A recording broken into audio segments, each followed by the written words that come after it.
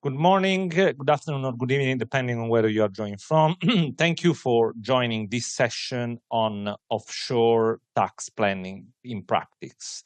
My name is Angelo Chirulli. I'm the owner and tax advisor of a boutique firm based in London named Bectigalis Tax.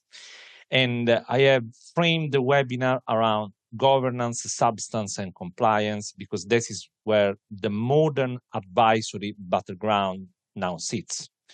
We are not going to spend the next hour pretending that every offshore structure is abusive. Equally, we are not going to pretend that a company, a tax residence certificates, and the sets of minutes are enough. The practical question is this. If HMRC, an overseas tax authority, an auditor, or a buyer ask to review the structure tomorrow, will the file tell a coherent story? Will it show the entity exists, who takes the decision, where the people and risks sit, and how the tax outcome follows the commercial facts? This is the standard I want us to apply throughout the webinar.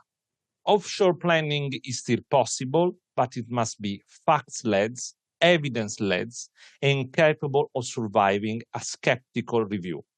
As we go through the material, I will avoid jurisdictional stereotypes. The correct answer is rarely that a jurisdiction is good or bad in the abstract. The correct answer depends on the role, the people, the governance, the payment stream, and the evidence. This is the professional standard for this session. So today, in one sentence, we are going to consider that the offshore question has moved from where the entity is to where the evidence it is. 20 years ago, too much planning begin with a jurisdictional answer. We go to a specific country. Today, that is the wrong starting point. The starting point is the business model. What is the entity doing? What risk does it control? What people are needed?